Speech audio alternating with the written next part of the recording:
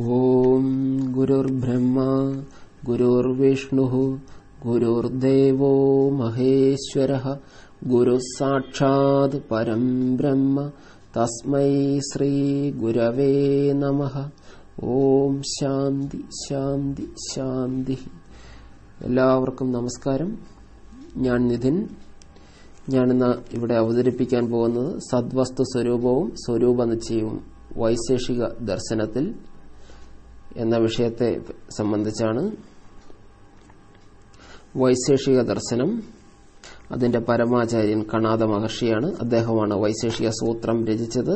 ഇതൊരു ആസ്തിക ദർശനമാണ്. അദ്ദേഹത്തിന്റെ കാലഘട്ടം BC 6നും 10നും ഇടയിലാണെന്ന് പറയപ്പെടുന്നു. അതായത് ഒരു 2600 വർഷം മുമ്പ്. അദ്ദേഹത്തിന് ശേഷം പ്രശസ്തപാദർ എന്നൊരു വൈശേഷിക ആചാര്യൻ പദാർത്ഥധർമ്മ സംഗ്രഹം അഥവാ പ്രശസ്തപാദഭാഷ്യം എന്ന ഗ്രന്ഥം രചിച്ചു. പിന്നീട് ശങ്കരമിശ്രൻ എന്ന ഒരു ആചാര്യൻ വൈശേഷിക സൂത്രോപസ്കാരം എന്ന പേരിൽ മറ്റൊരു വ്യാഖ്യാനവും രചിക്കുകയുണ്ടായി. വൈശേഷിക ദർശനത്തിന്റെ ഹൃദയമാണ് പരമാണു സിദ്ധാന്തം അല്ലെങ്കിൽ കണികാവാദം. പരമാണു കണം ആണ് പ്രപഞ്ചത്തിന്റെ മൂലകാരണം എന്ന് ലോകത്താദ്യമായി വാദിച്ചത് കണാദനെന്ന് പറയപ്പെടുന്നു. ലോകത്തിലുള്ള സകലതിനെയും കണാദൻ 7 വിഭാഗങ്ങളിലായി തിരിക്കുന്നു. വാസ്തവത്തിൽ കണാദ മഹർഷി 6 പദാർത്ഥങ്ങളായിട്ടാണ് തിരിച്ചിരുന്നത്. പിൽക്കാലത്ത് അഭാവം എന്ന പദാർത്ഥം കൂടി കൂട്ടിച്ചേർത്ത് 7 പദാർത്ഥമായി. വൈശേഷിക ദർശനം പ്രത്യക്ഷം, അനുമാനം തുടങ്ങിയ 2 പ്രമാണങ്ങളെ മാത്രമേ അംഗീകരിക്കുന്നുള്ളൂ. 13ാം നൂറ്റാണ്ടിന് ശേഷം ന്യായ വൈശേഷിക ദർശനങ്ങൾ ചേർന്ന് ഒരു സങ്കര ദർശനമായി അവതരിപ്പിക്കുകയുണ്ടായി. വൈശേഷിക ദർശനത്തിന്റെ ലക്ഷ്യം ആത്യന്തികമായ ദുഃഖനിവൃത്തി, മോക്ഷം തന്നെയാണ്. വൈശേഷിക ദർശനത്തിൽ പറയുന്നത് ആത്യന്തികമായി ഉള്ളത് 7 പദാർത്ഥങ്ങളാണ്. ഉള്ളത് 7 ഏതൊക്കെയാണ് ആ 7 പദാർത്ഥങ്ങൾ എന്ന് നമുക്ക് നോക്കാം. അതിനു മുമ്പായി പദാർത്ഥത്തിന്റെ ലക്ഷണം എന്താണെന്ന് പരിശോധിക്കാം. പദസ്യ അർത്ഥ പദാർത്ഥ, പദം കൊണ്ട് അർത്ഥമാക്കാൻ കഴിയുന്നവ എല്ലാം പദാർത്ഥം. അടുത്ത ലക്ഷണം ജ്ഞേയത്വം, അറിവിന് വിഷയമാകുന്നത് പദാർത്ഥം. ഇനി ആ 7 പദാർത്ഥങ്ങൾ ഏതൊക്കെയാണെന്ന് പറയാം. ദ്രവ്യം, ഗുണം, കർമ്മം, സാമാന്യം, വിശേഷം, സമവായം, അഭാവം, ഇവയാണ് 7 പദാർത്ഥങ്ങൾ. ഇതിൽ ദ്രവ്യം മുതൽ സമവായം വരെയുള്ളതിനെ ഭാവപദാർത്ഥങ്ങൾ എന്ന് പറയുന്നു. അഭാവത്തെ അഭാവ പദാർത്ഥമെന്നും പറയുന്നു. ഇനി 7 പദാർത്ഥങ്ങളിൽ ആദ്യത്തെ പദാർത്ഥമായ ദ്രവ്യത്തെ പരിശോധിക്കാം. ദ്രവ്യത്തിന്റെ ലക്ഷണം ഗുണവത്വത്തോടും ക്രിയാവത്വത്തോടും കൂടിയത് എന്നാണ്. മറ്റൊരു ലക്ഷണം എല്ലായ്പ്പോഴും സമവായ കാരണം ആയിരിക്കുന്നത് ദ്രവ്യം. ദ്രവ്യത്വം എന്ന ജാതിയോട് കൂടിയത്, അതും ദ്രവ്യത്തിന്റെ മറ്റൊരു ലക്ഷണമാണ്. ഗുണം, ക്രിയ, ദ്രവ്യത്വം തുടങ്ങിയവയെല്ലാം ദ്രവ്യത്തിൽ സമവായ സംബന്ധേനയാണ് ഇരിക്കുന്നത്. ദ്രവ്യം ഉൽപ്പത്തി ക്ഷണത്തിൽ നിർഗുണങ്ങളാണ്. അടുത്ത ക്ഷണത്തിൽ ഗുണങ്ങൾ ദ്രവ്യത്തിൽ പ്രത്യക്ഷപ്പെടുന്നു എന്നാണ് വൈശേഷിക മതം. ഈ ദ്രവ്യങ്ങൾ 9 തരത്തിലുണ്ട്. 9 ദ്രവ്യങ്ങളാണ് ഉള്ളത്. അത് ഏതൊക്കെയാണെന്ന് പറയാം. പൃഥ്വി, ജലം, തേജസ്, വായു, ആകാശം, കാലം, ദിക്ക്, മനസ്സ്, ആത്മാവ്, ഇവയാണ്. ഒന്നാമത്തെ ദ്രവ്യമായ പൃഥ്വി പരിശോധിക്കാം. പൃഥ്വിയുടെ ലക്ഷണം ഗന്ധത്തോടു കൂടിയത് പൃഥ്വി എന്നതാണ്. പൃഥ്വി 2 തരം, നിത്യപൃഥ്വിയും അനിത്യപൃഥ്വിയും. നിത്യപൃഥ്വി പരമാണു സ്വരൂപമായ പൃഥ്വിയാണ്. പരമാണുക്കൾ നിത്യമായതുകൊണ്ടാണ് നിത്യമായത്. അനിത്യപൃഥ്വി ദ്യവണുകങ്ങൾ മുതൽ മുമ്പോട്ടുള്ളതെല്ലാം അനിത്യപൃഥ്വിയാണ്. അതായത് കാര്യരൂപമായ പൃഥ്വി. അത് 3 തരമുണ്ട്. ശരീരത്തിൽ വരുന്നുണ്ട്, ഇന്ദ്രിയത്തിൽ വരുന്നുണ്ട്, വിഷയങ്ങളിൽ വരുന്നുണ്ട്. ശരീരത്തിന് ഉദാഹരണം നമ്മുടെ ശരീരം. അത് പാർത്ഥിവികമാണ്. ആത്മാവിന്റെ ഭോഗത്തിന് ശരീരം ആവശ്യമാണ്. പൃഥ്വിയുടെ ഇന്ദ്രിയം ഘ്രാണേന്ദ്രിയമാണ്. അത് മൂക്കിന്റെ അറ്റത്ത് സ്ഥിതി നയിക്കുന്നു. അത് പാർത്ഥിവികമായ ഇന്ദ്രിയമാണ്. അതിന്റെ വിഷയം കല്ല്, മണ്ണ് തുടങ്ങിയവയൊക്കെ. രണ്ടാമത്തെ ദ്രവ്യം ജലമാണ്. ജലത്തിന്റെ ലക്ഷണം ശീതസ്പർശമുള്ളത് ജലം എന്നാണ്. അതിന്റെ നിറം വെളുപ്പാണ്. ജാതി ജലത്വമാണ്. അത് 2 തരമായിട്ട് വരുന്നു, നിത്യം, അനിത്യം. നിത്യം എന്നാൽ ജലപരമാണുക്കൾ, അവ നിത്യമാണ്. അനിത്യം ഈ പരമാണുക്കൾ കൂടിച്ചേർന്ന് ദ്യവണുകം മുതലുള്ളതെല്ലാം അനിത്യമാണ്, അതായത് കാര്യരൂപത്തിലുള്ളത്. ഇനി ഈ അനിത്യ ജലത്തിന് 3 വിഷയങ്ങളുണ്ട്, 3 തരത്തിലുണ്ടവ. ശരീരം, ഇന്ദ്രിയം, വിഷയം. ശരീരം വരണലോകത്തുള്ളവരുടെ ശരീരമാണ്, അത് ജലീയ ശരീരമാണ്. ജലത്തിന്റെ ഇന്ദ്രിയം നാവിന്റെ അറ്റത്താണ്, അത് ജലീയമാണ്. ജലത്തിന്റെ വിഷയങ്ങള് നദി, സമുദ്രം, കിണർ തുടങ്ങിയവയൊക്കെ അതിന്റെ വിഷയങ്ങളാണ്. ഇനി അടുത്ത ദ്രവ്യം തേജസ്, ഉഷ്ണസ്പർശത്തോട് കൂടിയത് എന്നതാണ് അതിന്റെ ലക്ഷണം. മറ്റൊരു ലക്ഷണം തേജസ്ത്വജാതിയോട് കൂടിയത്. നിറം ഭാസുര ശുക്ലരൂപമാണ്. അത് 2 വിധത്തിലുണ്ട്, അനിത്യവും നിത്യവും. പരമാണു രൂപത്തിൽ നിത്യമാണ്, കാര്യരൂപത്തിൽ ദ്യവണുകം മുതൽ അനിത്യവുമാണ്. അത് ശരീരം, ഇന്ദ്രിയം, വിഷയം 3 തരത്തിൽ വരുന്നുണ്ട്. ശരീരത്തിന് ഉദാഹരണം, തേജസ്സിന്റെ ശരീരത്തിന് ഉദാഹരണം നക്ഷത്രങ്ങൾ, സൂര്യൻ, ആദിത്യലോകത്തിൽ ഉള്ളവരുടെ ശരീരം, ഇവയെല്ലാം അതിന് ഉദാഹരണമാണ്. അവയെല്ലാം തൈജസമാണെന്ന് പറയുന്നു. തേജസ്സിന്റെ ഇന്ദ്രിയം കൃഷ്ണമണിയുടെ അഗ്രഭാഗത്ത് സ്ഥിതി ചെയ്യുന്നു. തേജസ്സിന്റെ വിഷയങ്ങൾ ഭൗമം, ദിവ്യം, ഔദാര്യം, ആകരജം തുടങ്ങിയവയാണ്, അതായത് അഗ്നി, മിന്നൽ, ജഡരാഗ്നി, സ്വർണം തുടങ്ങിയവ. അടുത്ത ദ്രവ്യം വായുവാണ്. വായു രൂപരഹിത സ്പർശവാൻ വായു, നിറമില്ലാത്തതും സ്പർശമുള്ളതുമായ ദ്രവ്യമാണ് വായു. ഈ വായു നിത്യമായും അനിത്യമായും. നിത്യം പരമാണു രൂപത്തിലുള്ളത്, അനിത്യം കാര്യരൂപത്തിലുള്ളത്. ശരീരം, ഇന്ദ്രിയം, വിഷയം 3 തരത്തിൽ വരുന്നുണ്ട്. വായു ലോകവാസികളുടെ ശരീരം വായവീയമാണ്. വായുവിന്റെ ഇന്ദ്രിയം ത്വക്കാണ്, ശരീരമാസകലം വരുന്നു. അതിന്റെ വിഷയം വൃക്ഷം മുതലായവയുടെ ചലനഹേതുവാണ്. മനുഷ്യരിൽ തന്നെ അകത്തും പുറത്തും വായു വരുന്നുണ്ട്. മനുഷ്യരുടെ അകത്തുള്ള വായുവിനെയാണ് പ്രാണൻ എന്ന് പറയുന്നത്, പുറത്ത് വായു എന്ന് തന്നെ പറയും. പ്രാണൻ ഒന്നേ ഉള്ളുവെങ്കിലും സ്ഥാനഭേദം കൊണ്ടാണ് പല പേരുകൾ. ഹൃദയസ്ഥിതമായ വായുവിനെ പ്രാണനെന്നും, ഗുദസ്ഥിതമായതിനെ അപാനനെന്നും, നാഭിപ്രദേശത്തിൽ ഉള്ളതിനെ സമാനനെന്നും, ഖണ്ഡസ്ഥിതമായതിനെ ഉദാനനെന്നും, സർവ്വശരീരത്തിലും വ്യാപിച്ചിരിക്കുന്നതിനെ വ്യാനൻ എന്നും ഉപാധിഭേദമനുസരിച്ച് പറയുന്നു എന്ന് മാത്രം. വായു ഒന്ന് തന്നെ. അടുത്ത ദ്രവ്യം ആകാശമാണ്. അതിന്റെ ലക്ഷണം ശബ്ദം എന്ന ഗുണത്തോട് കൂടിയത്, എല്ലായിടത്തും ഉള്ളത് എന്നൊക്കെയാണ്. അത് നിത്യമാണ്, വിഭുവാണ്, നാശമില്ലാത്തതാണ്. ശബ്ദം ഉണ്ടാകുന്നത് ആകാശത്തിലാണ്. അടുത്ത ദ്രവ്യം കാലമാണ്. അതിന്റെ ലക്ഷണം കഴിഞ്ഞുപോയി, ഇപ്പോഴുണ്ട്, ഇനിയുണ്ടാകും തുടങ്ങിയ പ്രതീതികൾക്ക് ഹേതുവായ ദ്രവ്യമാണ് കാലം. ഈ കാലം നിത്യമാണ്, വിഭുവാണ്. എല്ലാ മൂർത്തരോഗങ്ങളുമായി ഈ കാലത്തിന് സംയോഗമുണ്ട്. കാലം ഏകമാണ് എന്ന് പറയുന്നത് എങ്ങനെയാണ്? അതിനുത്തരം ക്ഷണം, ദിനം, മാസം എന്നിങ്ങനെ പലതായി നമ്മൾ കാലത്തെ തിരിക്കുമെങ്കിലും കാലം ഒന്നേ ഉള്ളൂ. ഉപാധിഭേദം കൊണ്ടാണ് ഈ കാലത്തെ പലതായി തിരിച്ചിരിക്കുന്നത്. ഈ ഭേദകൽപ്പനയ്ക്ക് കാരണം ക്രിയയാകുന്ന ഉപാധിയെ അടിസ്ഥാനമാക്കി ചെയ്യുന്നതുകൊണ്ട് മാത്രമാണ്. ഉദാഹരണം, വ്യത്യസ്ത കർമ്മങ്ങളിൽ ഏർപ്പെട്ടിരിക്കുന്ന ഒരാൾ വ്യത്യസ്ത നാമങ്ങളിൽ അറിയപ്പെടുന്നത് പോലെ, അതുപോലെയാണ് ഇതും സംഭവിക്കുന്നത്. പിന്നെ എല്ലാറ്റിന്റെയും ആധാരവും നിമിത്തകാരണവും കാലമാണ്. കാരണം ഉത്പത്തിക്ക് വിധേയമാകുന്നതെല്ലാം കാലവുമായി ബന്ധപ്പെട്ടിരിക്കുന്നു. അടുത്ത ദ്രവ്യം ദിക്കാണ്. കിഴക്ക്, പടിഞ്ഞാറ്, വടക്ക്, തെക്ക് തുടങ്ങിയ വ്യവഹാരങ്ങൾക്ക് അഥവാ പറയലുകൾക്ക് കാരണമായ ദ്രവ്യമാണ് ദിക്ക്. ദിക്ക് ഒന്നേയുള്ളൂ. അപ്പോൾ കിഴക്ക്, പടിഞ്ഞാറ് എന്നൊക്കെ അത് ഉപാധിഭേദങ്ങൾ മാത്രമാണ്. ഒരേ വസ്തുവിനെ തന്നെ ഒരു സ്ഥലത്ത് നിന്ന് കിഴക്കുള്ളതായും അതേ വസ്തുവിനെ തന്നെ മറ്റൊരു സ്ഥലത്ത് നിന്ന് പടിഞ്ഞാറുള്ളതായും ഒക്കെ നമുക്ക് പറയാൻ പറ്റും. അതിന്റെ അർത്ഥം ദിക്ക് എന്നേ ഉള്ളൂ എന്ന് തന്നെയാണ്. ഉത്പന്നമാകുന്നവയെല്ലാം ദിക്കുമായി ബന്ധപ്പെട്ടിരിക്കുന്നു. അതുകൊണ്ട് ദിക്ക് എല്ലാത്തിന്റെയും ഉപാദാന കാരണമാണ് എന്നും പറയാം. ഇനി അടുത്ത ദ്രവ്യം ആത്മാവ്. വൈശേഷിക ദർശനത്തിൽ ആത്മാവ് ദ്രവ്യമാണ് എന്നുള്ളത് പ്രത്യേകം ശ്രദ്ധേയമാണ്. ആത്മാവ് അതിന്റെ ലക്ഷണം ഇങ്ങനെയാണ് പറയുന്നത്. ജ്ഞാനത്തിന്റെ ഇരിപ്പിടമായ ദ്രവ്യമാണ് ആത്മാവ്. എല്ലാത്തിന്റെയും ദ്രഷ്ടാവാണ്, ഭോക്താവാണ്, അനുഭവിതാവാണ്. ബാല്യം മുതൽ വാർദ്ധക്യം വരെയുള്ള അവസ്ഥകളിൽ മാറ്റമില്ലാതെ നിലനിൽക്കുന്ന ഒരു ദ്രവ്യത്തിലാണ് ജ്ഞാനം, ഇച്ഛ എന്നിവ ഉണ്ടാകുക.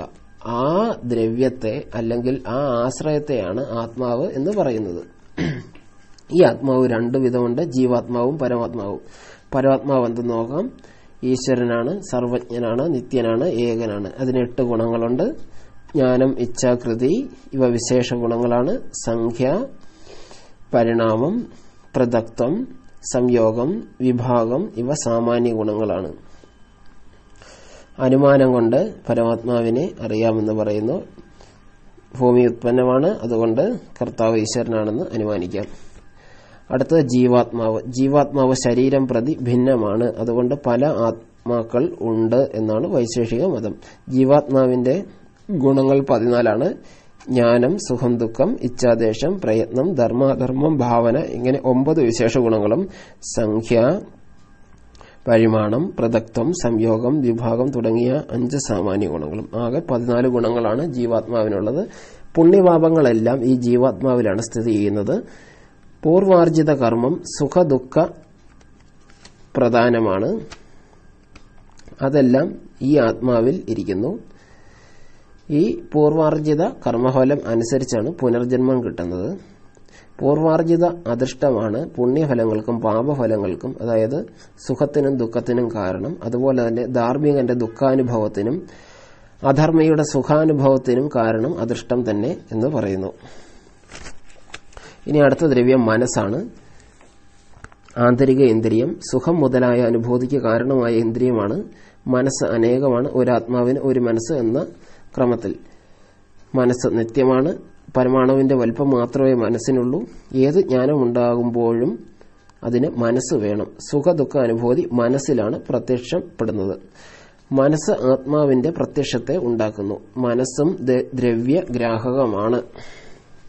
ദ്രവ്യഗ്രാഹകമാണ് എന്ന് പറയുന്നതിന് കാരണം ഇവിടെ ആത്മാവിനെയും മനസ്സുകൊണ്ടറിയാം. കാരണം ആത്മാവും ഒരു ദ്രവ്യമാണ്. ഇന്ദ്രിയത്തിന്റെയും ആത്മാവിന്റെയും മധ്യവർത്തിയാണ് മനസ്സ്. പല ഇന്ദ്രിയങ്ങൾ ഒരേ സമയം പല വിഷയങ്ങളിൽ ബന്ധപ്പെടുന്നു. എന്നാൽ മനസ്സ് അണു ആകയാൽ ഒരു സമയം ഒരു ഇന്ദ്രിയവുമായി ബന്ധപ്പെടാൻ ഒക്കും. അതുകൊണ്ട് ഏത് ഇന്ദ്രിയവുമായാണോ മനസ്സ് ബന്ധപ്പെട്ടത് ആ ജ്ഞാനം മാത്രമേ ആത്മാവിൽ ഉണ്ടാകുകയുള്ളൂ. ഇനി നമ്മുടെ ശരീരത്തിൽ പുരീതത് എന്ന പേരുള്ള ഒരു നാഡിയുണ്ട്. ആ നാഡിയിലൊഴികെ എല്ലായിടത്തും ആത്മമന സംയോഗം ഉണ്ടാകുന്നു.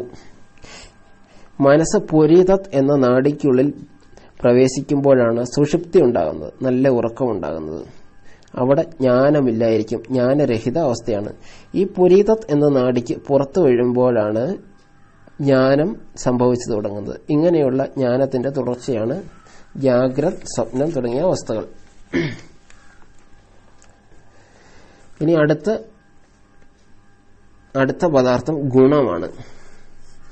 ഗുണത്തിന്റെ ലക്ഷണം ഇപ്രകാരമാണ്. ദ്രവ്യമാകുന്ന ആശ്രയത്തോടു കൂടിയതും ഗുണരഹിതവും ക്രിയാരഹിതവും ആയതാണ് ഗുണം. ഗുണത്വം എന്ന ജാതിയോട് കൂടിയത് ഗുണം. ഇത് മറ്റൊരു ലക്ഷണം. ഈ ഗുണങ്ങൾ 24 ഉണ്ട്. അവ രൂപരസ ഗന്ധ സ്പർശ സംഖ്യ പരിമാണ പൃഥക്ത്വ സംയോഗ വിഭാഗ പരത്വ അപരത്വ ഗുരുത്വ ദ്രവത്വ സ്നേഹ ശബ്ദ ബുദ്ധി സുഖ ദുഃഖ ഇച്ഛാദ്വേഷ പ്രയത്ന ധർമ്മ അധർമ്മ സംസ്കാര ചതുർവിംശതിർ ഗുണാഹ. ഇങ്ങനെ 24 തരത്തിലാണ് ഗുണങ്ങൾ ഉള്ളത്. 24 ഗുണങ്ങളാണ് ഉള്ളത്. ഇതിൽ ആദ്യ ഗുണം നിറമാണ്. നിറം കണ്ണുകൊണ്ട് ഗ്രഹിക്കാൻ കഴിയുന്ന വിശേഷ ഗുണമാണ്. 7 നിറങ്ങളുണ്ട്. വെളുപ്പ്, കറുപ്പ്, മഞ്ഞ, ചുവപ്പ്, ഹരിതം, തവിട്ട്. ചിത്രം. ചിത്രം എന്ന് പറഞ്ഞാൽ നാനാവർണ്ണങ്ങൾ ചേർന്നത് എന്നേ അർത്ഥമുള്ളൂ. ഭൂമി, ജലം, തേജസ് ഈ ദ്രവ്യങ്ങളിൽ നിറങ്ങൾ വരും.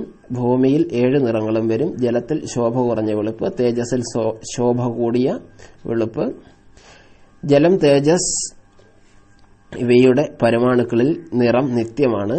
എന്നാൽ പൃഥ്വിയിൽ നിറം നിത്യമല്ല. കാരണം അഗ്നിസംയോഗത്താൽ പരിണാമം സംഭവിക്കാം. അടുത്ത ഗുണം ഗന്ധമാണ്. ഘ്രാണേന്ദ്രിയത്തെ കൊണ്ട് ബോധ്യമാകുന്ന ഗുണമാണ് ഗന്ധം. അത് ഭൂമിയിൽ മാത്രം 2 തരത്തിൽ ഗന്ധം അനുഭവപ്പെടുന്നു, സുരഭി എന്നും അസുരഭി എന്നും. സുരഭി എന്നാൽ സൗരഭ്യമുള്ളത്, അസുരഭി സൗരഭ്യം ഇല്ലാത്തത്. അടുത്ത ഗുണം രസമാണ്. രസനേന്ദ്രിയത്തെ കൊണ്ട് ഗ്രഹിക്കപ്പെടുന്ന ഗുണം ആണ്. രസത്വം എന്ന ജാതിയോട് കൂടിയതാണ്. ഇത് 6 വിധം: മധുരം, പുളി, ഉപ്പ്, എരിവ്, ചേർപ്പ്, കയ്പ്. രസം വരിക ഭൂമിയിലും ജലത്തിലും വരും. ഭൂമിയിൽ എല്ലാ രസങ്ങളും ഉണ്ടാകും, ജലത്തിൽ മധുരരസം മാത്രമേ ഉണ്ടാവുകയുള്ളൂ എന്ന് പറയുന്നു. അടുത്ത ഗുണം സ്പർശമാണ്. ത്വകേന്ദ്രിയം കൊണ്ട് ഗ്രഹിക്കാൻ പറ്റുന്ന ഗുണമാണ്. അത് 3 തരത്തിൽ വരുന്നു: ശീതം, ഉഷ്ണം, അനുഷ്ണാശീതം. അനുഷ്ണാശീതം എന്നാൽ ചൂടോ തണുപ്പോ അല്ലാത്തത്. സ്പർശം ഇരിക്കുന്നത് ഭൂമി, ജലം, വായു, തേജസ് തുടങ്ങിയവയിലാണ്. ഭൂമിയിൽ ചൂടും തണുപ്പുമില്ലാത്ത സ്പർശം, ജലത്തിൽ തണുത്ത സ്പർശം, വായുവിൽ ചൂടും തണുപ്പുമില്ലാത്ത സ്പർശം, തേജസ്സിൽ ചൂടുള്ള സ്പർശം. ഇത് ഗ്രഹിക്കുന്നത് ത്വകേന്ദ്രിയമാണ്. സ്പർശത്വ അഭാവവും ത്വകേന്ദ്രിയം ഒരേ സമയം ഗ്രഹിക്കാൻ പ്രാപ്തമാണ്. അടുത്ത ഗുണം സംഖ്യയാണ്. സംഖ്യയുടെ ലക്ഷണം 1 മുതലായ ശബ്ദപ്രയോഗത്തിന് കാരണഭൂതമായ ഗുണമാണ് സംഖ്യ. സംഖ്യ എന്നുള്ള ഗുണം ദ്രവ്യങ്ങളിൽ ഇരിക്കുന്നു. ഈ സംഖ്യ എന്ന ഗുണം നിത്യമായും അനിത്യമായും വരും. നിത്യദ്രവ്യങ്ങളിലുള്ള സംഖ്യ നിത്യമാണ്. കാരണം നിത്യദ്രവ്യങ്ങൾക്ക് നാശമില്ല. അതായത് പരമാണുക്കൾ, ആകാശം, കാലം, ദിക്ക്, മനസ്സ്, ആത്മാവ് ഇവയ്ക്കൊന്നും നാശമില്ലാത്തതിനാൽ ഇവയുടെ സംഖ്യയും നിത്യമായിരിക്കും. ഇനി അനിത്യം. ആശ്രയം നശിക്കുമ്പോൾ സംഖ്യയും നശിക്കും. ഉദാഹരണം: 2 ഘടം. ആ ഘടം നശിച്ചാൽ 2 എന്നുള്ള സംഖ്യയും നശിച്ചു പോകുന്നു. ദ്വിത്വം തുടങ്ങിയ സംഖ്യകളും നശിക്കും. അതിന് കാരണം പറയുന്നത് 2 എന്ന പ്രതീതി അത് നാശമുള്ളതാണ്. അതായത് അവ അനിത്യമാണ്. അത് നശിച്ചാൽ ആ സംഖ്യയും നശിക്കും. അതുകൊണ്ട് അവയും അനിത്യങ്ങൾ തന്നെ. അടുത്ത ഗുണം പരിമാണമാണ്. പരിമാണം എന്ന് വെച്ചാൽ വലിപ്പം എന്നാണ് അർത്ഥം. വലിപ്പത്തെ കുറിക്കുന്നത്. ഇത് 4 തരത്തിൽ വരുന്നുണ്ട്: അണു, മഹത്, ഹ്രസ്വം, ദീർഘം. അണു ചെറുത്, മഹത്ത് വലുത്, ഹ്രസ്വം നീളം കുറഞ്ഞത്, ദീർഘം നീളമുള്ളത്. ഇവ ദ്രവ്യങ്ങളിലാണ് ഇരിക്കുന്നത്. നിത്യമായും അനിത്യമായും ഉണ്ട്. നിത്യമായി വരുന്നത് നിത്യവസ്തുക്കളിലാണ്. അനിത്യമായിട്ട് വരുന്ന പരിമാണം അനിത്യവസ്തുക്കളിലാണ് ഇരിക്കുന്നത്. അടുത്ത ഗുണം പൃഥക്ത്വമാണ്. പൃഥക്ത്വം എന്ന ലക്ഷണം വേറെ വേറെ എന്ന പ്രയോഗത്തിന് കാരണമായ ഗുണം.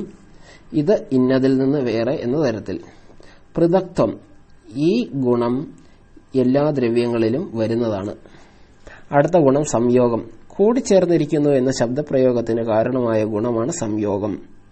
അത് 3 തരത്തിൽ വരുന്നുണ്ട്: കർമ്മജം, സംയോഗജം, സംയോഗജ, സംയോഗം. ആദ്യം കർമ്മജം എന്നാൽ ക്രിയ കൊണ്ട് ഉണ്ടാകുന്നത്. ഉദാഹരണത്തിന് കയ്യിലൊരു പുസ്തകം പിടിച്ചിരിക്കുന്നു. കൈയും പുസ്തകവും തമ്മിലുള്ള ഒരു സംയോഗമുണ്ടല്ലോ, ആ സംയോഗത്തിന് കർമ്മജം എന്ന് പറയും. അടുത്തത് സംയോഗജം, സംയോഗം കൊണ്ട് ഉണ്ടാകുന്നത്. ഉദാഹരണത്തിന് നമ്മുടെ കൈയും ശരീരവും തമ്മിലൊരു സംയോഗമുണ്ടല്ലോ, അതാണ് സംയോഗജം. അടുത്തത് സംയോഗജ സംയോഗം. ഉദാഹരണം പറയാം: കയ്യിലൊരു ബുക്ക് ഇരിക്കുന്നു. അപ്പോഴവിടെ ഒരു കർമ്മജമായ സംയോഗമുണ്ട്. അതോടൊപ്പം തന്നെ നമ്മുടെ ശരീരവുമായിട്ടും ആ ബുക്കിനൊരു സംയോഗം വരുന്നു. ഈ സംയോഗത്തിന് പറയുന്ന പേരാണ് സംയോഗജ സംയോഗം. അടുത്ത ഗുണം വിഭാഗമാണ്. ലക്ഷണം സംയോഗത്തിന്റെ നാശത്തെ ഉണ്ടാക്കുന്ന ഗുണമാണ്. അത് എല്ലാ ദ്രവ്യങ്ങളിലും വരും. അത് 2 തരമാണ്: കർമ്മജമെന്നും വിഭാഗജമെന്നും. കർമ്മജം കയ്യിലെ ക്രിയ കൊണ്ട് കൈക്കും പുസ്തകത്തിനും സംയോഗനാശം വരുന്നു. അതായത് കയ്യിൽ നിന്ന് ഒരു ബുക്ക് താഴെ പോകുന്നു, ബുക്ക് താഴെ ഇടുന്നു, കൈ വിടുമ്പോൾ ബുക്ക് താഴെ പോകുന്നു, അത് കർമ്മജമാണ്. വിഭാഗജം ബുക്ക് കയ്യിൽ നിന്ന് വീഴുന്നു, അതോടൊപ്പം ശരീരവും ബുക്കും തമ്മിലുള്ള സംയോഗം കൂടി നശിക്കുന്നു. അതിന് പറയുന്ന പേരാണ് വിഭാഗജം. അടുത്ത ഗുണം പരം, അപരം തുടങ്ങിയാണ്. പരം എന്നാൽ ന്യൂനം, അപരം അധികം. അതായത് പരം അകലെ, അപരം അടുത്ത് എന്നൊക്കെ പറയാം. അത് 2 ഉദാഹരണങ്ങൾ കൊണ്ട് കൂടുതൽ വ്യക്തമാക്കാം. പര അപരങ്ങൾ ദിക്കിനെ അടിസ്ഥാനമാക്കി പറയുമ്പോൾ, ദിക്കൃതമായി വരുമ്പോൾ ദൂരെ നിൽക്കുന്ന അവസ്ഥയിൽ, ദൂരെ നിൽക്കുന്ന ഒരു വസ്തുവിൽ ദിക്കൃതമായ പരത്വമാണുള്ളത്. അതായത് അകലെ, കൂടുതൽ. അത് കാണിക്കാനാണ് പരത്വം അവിടെ ഉപയോഗിക്കുന്നത്. അടുത്തു നിൽക്കുന്ന വസ്തുവിൽ ധികൃതമായ അപരത്വമാണുള്ളത്. ഇനി കാലത്തെ അടിസ്ഥാനമാക്കി പരത്വം അപരത്വം പറഞ്ഞാൽ ജ്യേഷ്ഠനിൽ കാലപരമായ പരത്വമാണുള്ളത്, അനുജനിൽ കാലപരമായ അപരത്വവുമാണുള്ളത്. അടുത്ത ഗുണം ഗുരുത്വമാണ്. ഗുരുത്വം ആദ്യ പദനത്തിന്റെ അസമവായി കാരണമാണ് ഗുരുത്വം. ഗുരുത്വം എന്ന ഗുണം ദ്രവ്യത്തിലാണ് ഇരിക്കുന്നത്. ഭൂമി, ജലം ഈ രണ്ടിലും ഗുരുത്വം വരുന്നു. അടുത്ത ഗുണം ദ്രവത്വമാണ്. ആദ്യം ഉണ്ടാകുന്ന ഒഴുകൽ ക്രിയയുടെ അസമവായി കാരണമായ ഗുണമാണ് ദ്രവത്വം. വരുന്നത് പൃഥ്വി, തേജസ്, ജലം തുടങ്ങിയവയിലാണ്. രണ്ട് തരത്തിൽ വരുന്നുണ്ട്, സാംസിദ്ധികം, നൈമിത്തികം. സാംസിദ്ധികം ജലത്തിൽ സ്വാഭാവികമായി ഉള്ള ഒഴുകാനുള്ള പ്രവണത. നൈമിത്തികം നെയ്യ്, വെണ്ണ, സ്വർണം മുതലായവ ചൂടാക്കുമ്പോൾ ചൂടേറ്റ് അവ ഒഴുകുന്ന ഒരു പ്രവണതയുണ്ട്, അതാണ് നൈമിത്തികം. അടുത്ത ഗുണം സ്നേഹമാണ്. സ്നേഹം എന്നാൽ ഒട്ടൽ എന്നാണ്. ഒട്ടൽ എന്ന ഗുണം, ഉദാഹരണത്തിന് ചൂർണം മുതലായവ ജലം ചേർത്ത് ഉരുളയാക്കുന്നതിന് സഹായിക്കുന്ന ഒട്ടൽ എന്ന ഗുണമാണ്. ഈ ഒട്ടൽ എന്ന ഗുണം ഇരിക്കുന്നത് എവിടെയാണ്? അത് ജലത്തിലാണ്. അടുത്തത് ശബ്ദം. ശ്രോത്രം കൊണ്ട് ഗ്രഹിക്കാൻ പറ്റുന്ന ഗുണം ശബ്ദം. ആകാശദ്രവ്യത്തിൽ മാത്രം വരുന്നു, നാശമുള്ളതാണ്. ഇത് 3 ക്ഷണം മാത്രം നിലനിൽക്കും എന്ന് പറയുന്നു. 3 ഭേദങ്ങളുണ്ട് ഉൽപ്പത്തി അടിസ്ഥാനത്തിൽ: സംയോഗജം, വിഭാഗജം, ശബ്ദജം എന്ന്. സംയോഗജം എന്ന് പറഞ്ഞാൽ സംയോഗം കൊണ്ടുണ്ടാകുന്നു. ഉദാഹരണത്തിന് ചെണ്ടയിൽ അടിക്കുന്നു, അപ്പോൾ വടിയും ചെണ്ടയുമായുള്ള സംയോഗം കൊണ്ടുണ്ടാകുന്ന സംയോഗജമായ ശബ്ദം. വിഭാഗജം, വിഭാഗം കൊണ്ടുണ്ടാകുന്നത്, ഒരു മുള രണ്ടായി വലിച്ചു കീറുമ്പോൾ ഉണ്ടാകുന്ന ശബ്ദം. ശബ്ദജം എന്ന് വെച്ചാൽ ഒരു ചെണ്ടയിൽ അടിക്കുന്നു, ആദ്യം ഒരു തരംഗം ഉണ്ടാകുന്നു, തുടർന്ന് തരംഗത്തിന്റെ ഒരു പ്രവാഹം ഉണ്ടാകുന്നു, ഒന്നിനെ തുടർന്ന് ഒന്നെന്ന രീതിയിൽ അതങ്ങ് മുമ്പോട്ട് പോയിക്കൊണ്ടിരിക്കുന്നു. ആദ്യമുണ്ടായ തരംഗം കഴിഞ്ഞ് ഉള്ള എല്ലാ തരംഗങ്ങളെയും ചേർത്താണ് ശബ്ദജം എന്ന് പറയുന്നത്. ഈ ശബ്ദം 2 തരത്തിൽ ധ്വന്യാത്മകമായും വർണ്ണാത്മകമായും ഉണ്ട്. ധ്വന്യാത്മകം ചെണ്ട മുതലായവയിൽ നിന്ന് ഉണ്ടാകുന്ന ശബ്ദം, വർണ്ണാത്മകം ഭാഷ, സംഗീതം മുതലായവയിലൂടെ ഉള്ളത്. അടുത്ത ഗുണം ബുദ്ധിയാണ്. ബുദ്ധി അഥവാ ജ്ഞാനം. ലക്ഷണം ഇപ്രകാരമാണ്: സർവ്വവ്യാപാര ഹേതുവാണ്, എല്ലാത്തരം വ്യവഹാരങ്ങൾക്കും കാരണമായ ഗുണം. വ്യവഹാരം ഇവിടെ ഉദ്ദേശിച്ച ചിന്ത, വാക്ക്, പ്രവൃത്തിയാണ്. അതിനെല്ലാം പിന്നിൽ എപ്പോഴും ബുദ്ധി ഉണ്ടായിരിക്കും, തെറ്റായോ ശരിയായോ. ഈ ബുദ്ധി അഥവാ ജ്ഞാനത്തെ 2ആയിട്ട് തിരിച്ചിരിക്കുന്നു: അനുഭവം എന്നും സ്മൃതി എന്നും. അനുഭവത്തിന്റെ ലക്ഷണം സ്മൃതിയിൽ നിന്ന് ഭിന്നമായ ജ്ഞാനം എന്നാണ്. ഈ അനുഭവം 2 തരത്തിൽ വരുന്നു: യഥാർത്ഥ അനുഭവം അല്ലെങ്കിൽ പ്രമ. അടുത്തത് അയഥാർത്ഥ അനുഭവം അല്ലെങ്കിൽ അപ്രമ. യഥാർത്ഥ അനുഭവം എന്നാൽ അതുള്ളിടത്ത് അത് പ്രകാരമായ അനുഭവം, അതാണ് യഥാർത്ഥ ജ്ഞാനം. ഉദാഹരണം, ഘടത്വം ഉള്ള ഘടത്തിൽ ഘടം എന്ന പ്രതീതി, അത് യഥാർത്ഥ അനുഭവമാണ്. അയഥാർത്ഥ അനുഭവം എന്നാൽ അതില്ലാത്തിടത്ത് അതുപ്രകാരമായി വരുന്ന ജ്ഞാനം. ഉദാഹരണം, ഒത്തുചിപ്പിയിൽ വെള്ളി. ഈ അയഥാർത്ഥ ജ്ഞാനം തന്നെ 3 തരത്തിൽ വരുന്നുണ്ട്: സംശയം, വിപര്യം, തർക്കം. സംശയം എന്നാൽ ഒരു വസ്തുവിൽ അനേകം വിരുദ്ധ സംബന്ധങ്ങൾ ആരോപിക്കപ്പെടുന്നു. ഉദാഹരണം, ആ കാണുന്നത് തൂണാണോ മനുഷ്യനാണോ എന്നുള്ള ഒരു സംശയം. അടുത്ത യഥാർത്ഥ അനുഭവം വിപര്യമാണ്. അത് മിഥ്യാജ്ഞാനം, ചിപ്പി കണ്ട് വെള്ളിയാണെന്ന് ധരിക്കുന്നത്. പിന്നെ സ്വപ്നമാണെങ്കിൽ മറ്റൊരു മാനസിക വിപര്യമാണ്. ഇനി അടുത്ത യഥാർത്ഥ അനുഭവം തർക്കമാണ്. തർക്കം എന്ന് വെച്ചാൽ എന്താണ്? ഒരു ശങ്കയുണ്ട്. ഉദാഹരണത്തിന്, വഹ്നിയില്ലെങ്കിൽ ധൂമമില്ല, അവിടെ ഒരു ശങ്ക നിലനിൽക്കുന്നു. ശങ്കയെ ഇല്ലാതാക്കാൻ തർക്കത്തിന് കഴിയും എന്ന ഗുണമുണ്ട്. അടുത്ത പദാർത്ഥം ദുഃഖമാണ്. എല്ലാവർക്കും അനുകൂലമായി അനുഭവപ്പെടുന്ന ഏതോ അതാണ് ദുഃഖം. പുണ്യജന്യമാണ് അല്ലെങ്കിൽ ധർമ്മജന്യമാണ്. പുണ്യത്തിൽ നിന്നും ധർമ്മത്തിൽ നിന്നും ഉണ്ടാകുന്നതാണ്. ഞാൻ സുഖിയാണ് എന്ന മാനസപ്രത്യക്ഷത്തിൽ വിഷയമാകുന്ന ഏതോ അതാണ് ഈ സുഖം. അടുത്തത് ദുഃഖം. പ്രതികൂലമായി അനുഭവപ്പെടുന്നതാണ് ദുഃഖം. പാപജന്യമാണ് അല്ലെങ്കിൽ അധർമ്മജന്യമാണ്. ഞാൻ ദുഃഖിയാണ് എന്ന മാനസിക പ്രത്യക്ഷത്തിൽ വിഷയമാകുന്നത് ഏതോ അതാണ് ദുഃഖം. അടുത്തത് ഇച്ഛ. ഇച്ഛ എന്നാൽ ആഗ്രഹം എന്നാണ് അർത്ഥം. അത് ജ്ഞാനജന്യമാണ്, ജ്ഞാനത്തിൽ നിന്നും ഉണ്ടാകുന്നതാണ്. ദ്വേഷം. ദ്വേഷം എന്നാൽ ക്രോധം എന്നാണ് അർത്ഥം. അടുത്തത് പ്രയത്നം. പ്രയത്നം ഉണ്ടാകുന്നത് ഇച്ഛ, ദ്വേഷം തുടങ്ങിയവയിൽ നിന്നാണ്. ഈ പ്രയത്നത്തിന്റെ ലക്ഷണം പറയുന്നുണ്ട്. അത് ഇങ്ങനെയാണ്: പ്രവൃത്തിക്ക് കാരണമായ ഗുണമാണ് പ്രയത്നം. അടുത്ത അടുത്ത ഗുണം ധർമ്മമാണ്. വിധിക്കപ്പെട്ട കർമ്മങ്ങളിൽ നിന്ന് ഉണ്ടാകുന്നത് ഏതോ അതാണ് ധർമ്മം. പുണ്യജന്യമാണത്. അപൂർവം, അദൃഷ്ടമെന്നും അതിനെ വിളിക്കും. അടുത്ത ഗുണം അധർമ്മം. നിഷേധിക്കപ്പെട്ട കർമ്മങ്ങളിൽ നിന്ന് ഉണ്ടാകുന്നതാണ് അധർമ്മം. അത് പാപജന്യമാണ്. അപൂർവം, അദൃഷ്ടമെന്നും അതിനെയും വിളിക്കും. ഇനി ഏറ്റവും അവസാനത്തെ 24ാമത്തെ ഗുണമാണ് സംസ്കാരം. അനുഭവത്തിൽ നിന്നുണ്ടാകുന്നതും സ്മൃതിയെ ഉണ്ടാക്കുന്നതും ഏതോ അതാണ് സംസ്കാരം. അപ്പൊ നമ്മൾ 24 ഗുണങ്ങൾ നോക്കി. ഇനി അടുത്ത പദാർത്ഥത്തിലേക്ക് പോവാം. 3ാമത്തെ പദാർത്ഥം അത് കർമ്മമാണ്. കർമ്മത്തിന്റെ ലക്ഷണം ചലനാത്മകം കർമ്മം എന്നാണ്. ചലന സ്വരൂപത്തോട് കൂടിയതാണ് കർമ്മം. ചലിക്കൽ, സ്പന്ദിക്കൽ. ഇത് 5 വിധത്തിൽ വരുന്നു. 1 ഉത്ക്ഷേപണം. ഏതൊരു ചലനം കൊണ്ട് അതിന്റെ ഉപരിഭാഗവുമായി സംയോഗം ഉണ്ടാകുന്നു ആ ക്രിയയാണ് ഉത്ക്ഷേപണം. അടുത്തത് അപക്ഷേപണമാണ്. അത് ആദ്യത്തെ പോലെ തന്നെ ഏത് ചലനം കൊണ്ട് അതാതിന്റെ അധോഭാഗവുമായി സംയോഗം വരുന്നു ആ ക്രിയയാണ് അപക്ഷേപണം. ആകുഞ്ചനം എന്ന് പറഞ്ഞാൽ ചുരുക്കൽ. അടുത്തത് ആകുഞ്ചനമാണ്. അത് കഴിഞ്ഞുള്ളതാണ് പ്രസാരണം. പ്രസാരണം എന്ന് വെച്ചാൽ നിവർത്തൽ, വികാസം ഉണ്ടാക്കൽ. അടുത്ത കർമ്മമാണ് ഗമനം. ഗമനം എന്ന് വെച്ചാൽ അറിയിക്കുക, ഗമിക്കുക. ഭ്രമണം, പറക്കൽ, ഇവയെല്ലാം ഈ ഗമനത്തിൽപ്പെട്ടിരിക്കും. ഇങ്ങനെ 5 വിധം കർമ്മങ്ങളാണുള്ളത്. ഉത്ക്ഷേപണം, അപക്ഷേപണം, ആകുഞ്ചനം, പ്രസാരണം, ഗമനം. ഇനി അത് അടുത്ത പദാർത്ഥത്തിലേക്ക് പോകാം. അത് സാമാന്യമാണ്. അതിന്റെ ലക്ഷണം ഇപ്രകാരമാണ്. ഒരു വിഭാഗത്തിൽപ്പെടുന്ന വസ്തുക്കളിൽ ഒരുപോലെ നിലനിൽക്കുന്ന ധർമ്മമാണ് സാമാന്യം. സമാനമായ ധർമ്മത്തെ സാമാന്യമെന്ന് പറയുന്നു. ഈ സാമാന്യം നിത്യമാണ്, ഏകമാണ്. ഉദാഹരണം മനുഷ്യത്വം. എല്ലാ മനുഷ്യരിലും മനുഷ്യത്വം എന്നത് സാമാന്യമാണ്. അതിനെ ജാതി എന്നും പറയും. ഈ സാമാന്യം ഇരിക്കുന്നത് ദ്രവ്യം, ഗുണം, കർമ്മം ഇവയിലൊക്കെയാണ്. ഈ സാമാന്യം 2 വിധത്തിൽ വരും. പരമെന്നും അപരമെന്നും. അധികദേശവൃത്തിയുള്ളത് പരം, ന്യൂനദേശവൃത്തിയുള്ളത് അപരം. അധികദേശവൃത്തി എന്ന് പറഞ്ഞാൽ കൂടുതൽ ഇടത്ത് വരിക, ന്യൂനദേശവൃത്തി എന്ന് പറഞ്ഞാൽ കുറച്ച് ഇടത്ത് വരിക എന്നേ അർത്ഥമുള്ളൂ.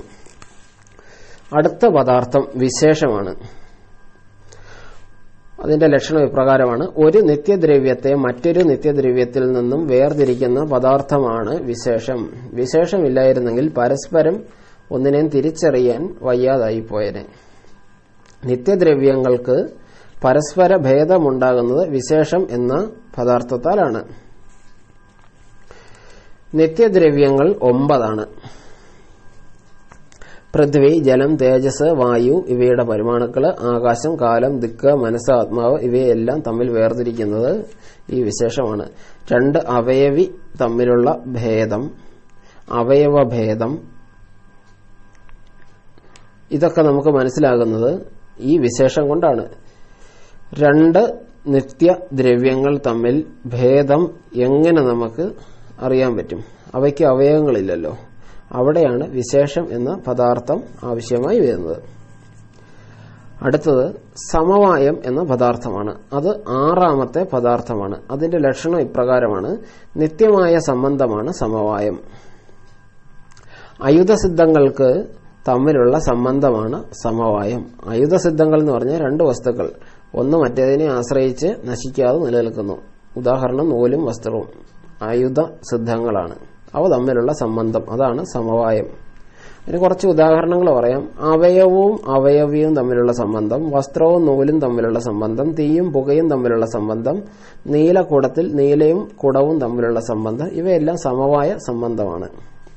സമവായ സംബന്ധത്തോട് കൂടിയിരിക്കുന്നവയെ വേർപിരിച്ചാൽ ഒന്ന് നശിക്കും. ഉദാഹരണത്തിന് വസ്ത്രവും നൂലും സമവായ സംബന്ധത്തോട് കൂടിയിരിക്കുന്നു. അവയിൽ നൂലിനെ വേർപിരിച്ചാൽ ഒന്ന് നശിക്കും. ഏത്? വസ്ത്രം നശിക്കും. ഇനി അടുത്ത പദാർത്ഥം അഭാവമാണ്. BC 5ാം നൂറ്റാണ്ടിലാണ് അഭാവത്തെ വൈശേഷിക ദർശനത്തിൽ ചേർത്ത് ശബ്ദപദാർത്ഥങ്ങൾ എന്ന രീതിയിൽ അതിനെ ആവിഷ്കരിക്കാൻ തുടങ്ങിയത്. സപ്തപദാർത്ഥി, ദശപദാർത്ഥ ശാസ്ത്രം എന്നീ ഗ്രന്ഥങ്ങളിലാണ് ആദ്യമായി ഈ അഭാവം എന്ന പദാർത്ഥത്തെ ചേർത്ത് അതിനെ പ്രതിപാദിച്ച് കണ്ടത്. ഈ അഭാവം എന്നതിന് ഇല്ലായ്മ എന്നാണ് അർത്ഥം. അത് 4 തരത്തിലാണ് ഈ അഭാവം വരുന്നത്. ഒന്ന് പ്രാഗഭാവം, പ്രധ്വംസാഭാവം, അത്യന്താഭാവം, അന്യോന്യാഭാവം. ഇനി പ്രാഗഭാവം എന്താണെന്ന് നോക്കാം. ഈ അഭാവം ഒരു പദാർത്ഥമാണ് കേട്ടോ, വെറും ഇല്ലായ്മയല്ല. ഒരു കാര്യത്തിന്റെ ഉത്പത്തിക്ക് മുമ്പ് ഉള്ള ആ കാര്യത്തിന്റെ അഭാവമാണ് പ്രാഗഭാവം. പ്രാഗഭാവം അനാദിയാണ്, പക്ഷെ അന്തമുള്ളതാണ്. പ്രധ്വംസാഭാവം ഒരു വസ്തുവിന്റെ നാശം കൊണ്ടുണ്ടാകുന്ന അതേ വസ്തുവിന്റെ അഭാവമാണ് പ്രധ്വംസാഭാവം. പക്ഷെ അതിന് ആദിയുണ്ട്, അതിന്റെ അന്തം അനാദിയായിരിക്കും. ഇനി അത്യന്താഭാവം, അതിന് ലക്ഷണം രണ്ടു തരത്തിൽ പറയുന്നുണ്ട്. ഒരിടത്തുള്ളപ്പോൾ മറ്റൊരിടത്ത് ആ വസ്തുവിന്റെ അഭാവം. മറ്റൊരു ലക്ഷണം അത്യന്തം ഒരിടത്തും ഇല്ലാതിരിക്കുക. ഉദാഹരണത്തിന് മുയൽക്കമ്പ് തുടങ്ങിയ സാധനങ്ങളൊക്കെ. ഇത് ഓരോരോ ഗ്രന്ഥങ്ങളനുസരിച്ച് അല്പസ്വല്പം വ്യത്യാസങ്ങളൊക്കെ വരും. തർക്കസംഗ്രഹം, തർക്കഭാഷ, സിദ്ധാന്ത രത്നാവലി തുടങ്ങിയവയിലൊക്കെ, സിദ്ധാന്ത മുക്താവലി തുടങ്ങിയവയിലൊക്കെ ഇതിൽ കൊടുത്തിരിക്കുന്ന നിർവചനത്തിന് അല്പസ്വല്പം വ്യത്യാസങ്ങളുള്ളതായിട്ട് കാണുന്നുണ്ട്. ഇനി അടുത്ത പദാർത്ഥമാണ് അന്യോന്യ അഭാവം. ഒരു വസ്തുവിൽ മറ്റു വസ്തുക്കളുടെ ഭേദം ഉണ്ടാകുന്നത്. ഉദാഹരണം പറഞ്ഞാൽ വസ്ത്രത്തിൽ ഹഠത്തിന്റെ അഭാവമുണ്ട്, ഹഠത്തിൽ വസ്ത്രത്തിന്റെ അഭാവമുണ്ട്. ഇതാണ് അന്യോന്യ അഭാവം. ഇപ്പോൾ നമ്മൾ 7 പദാർത്ഥങ്ങളെയും പരിചയപ്പെട്ട് കഴിഞ്ഞിരിക്കുകയാണ്. ഇനി നമുക്ക് പരമാണുക്കളെ പറ്റി അല്പം ഒന്ന് നോക്കാം. പരമാണുക്കളിൽ നിന്നാണ് എല്ലാ വസ്തുക്കളും ഉണ്ടാകുന്നത്.